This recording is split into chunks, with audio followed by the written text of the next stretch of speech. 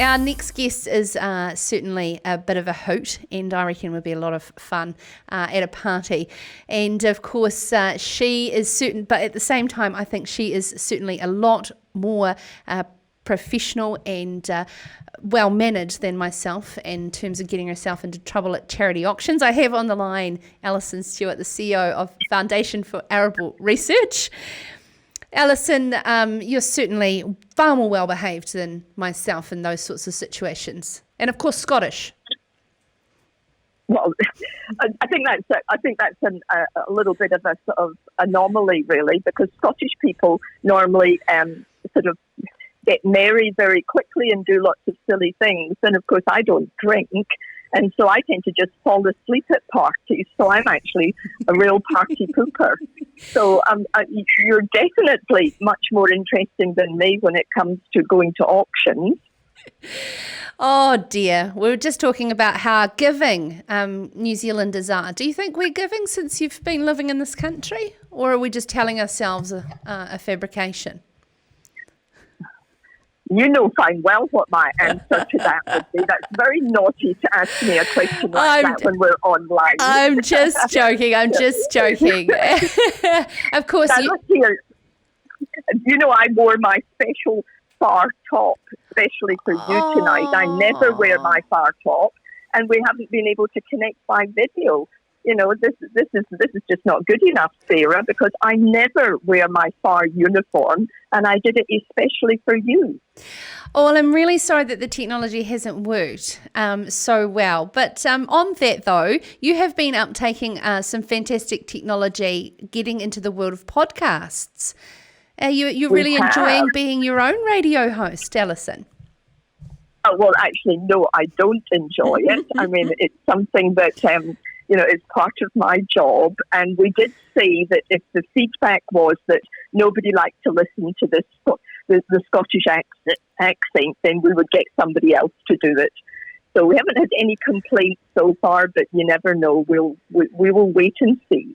Of course, we're talking about Cut the Crop, which is Foundation for Arable Research's new podcast, bringing arable growers all the latest research and information. So, Alison, to share through Sarah's country, how's the harvest been? And, of course, sowing at the moment as well. Well, harvesting, we were very fortunate because we'd got a lot of the harvests in before the lockdown. And even though the growers are essential businesses, it was just nice to be able to get all of the grain harvest sort of done under normal circumstances. It's like most years, there's unders and overs. You know, some regions, that were hit by the floods have had yields a little bit lower.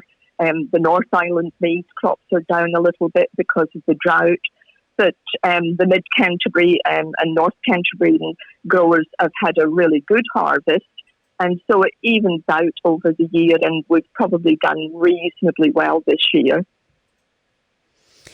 And, of course, we were speaking earlier there to Michael Brooks in terms of how animal feed going into the poultry industry with feed grain supplies are looking. So, how are things stacking up there and getting those essential feed supplies across the country? I mean, it's always a little bit of a challenge if you suddenly get a little bit of a spike in demand, being able to move, grain around, particularly from the South Island to the North Island. But I think it's going reasonably well. It's like, the milling wheat. The grain supply is fine and the milling is fine. It's just, during this particular COVID-19 situation, it's just been a change in the type of product and customer that the mills have had to service. They normally sort of split their products between the retail supermarkets and the bakeries, and then suddenly sort of all their product is going into the supermarkets. And so it just took them a little bit of, time to be able to reconfigure the packaging and the supply chain. But in general, everything's going along, and we're able to supply most of the demand. There is a little bit of shortage up in the North Island, obviously, with maize grain, but that will get picked up by cereal silage or cereal grain. And last night, Alison, we had the Shepherdess magazine launch, and one of the guests was a wonderful guest that you've got on your podcast as well, Karen Williams, the pea weevil lady. And you must be extremely excited about the new world first around the pea weevil eradication recently. Oh yes, I mean that was a real win for the growers, and they really took a hit on behalf of the industry, the pea growers up in the Wairarapa, and we were really appreciative of the fact that they were prepared to go down the hard track of not growing peas, for a number of years in order to be able to protect the rest of the industry.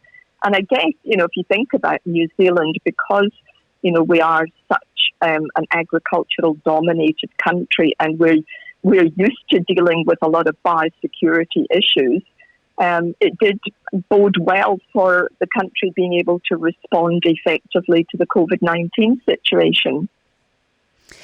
Just jumping back in terms of what you're talking around the supply chains around flour, and of course we saw all the images about people just stockpiling flour for all their lockdown baking and things like that. How are we on track with the aspirational goal of being 100% New Zealand wheat by 2025? Everything in place for that audacious goal? I wouldn't say everything was in place. I think that what we've recognised is that as an arable industry, we do need to make the general public much more aware of where they're baking food and bread and flour comes from. I think most people assume it's coming from New Zealand, and I think a lot of people would be really surprised when they find out that most of it comes from Australia. And so it's really just an education and awareness with the general public to say, look, do you want New Zealand grown grain? And if you do, then you do have to actually indicate to the supermarkets that that's what your preference is. And if there is a demand from the consumer, the supermarkets will respond to that, and the mills will respond, and the growers will respond. So it will be very much raising awareness amongst the public, because it is a big food security issue.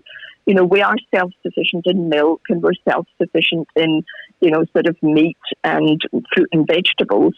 But at this moment in time, we're not self-sufficient in grain because we've chosen to import large amounts of cheap imported flour.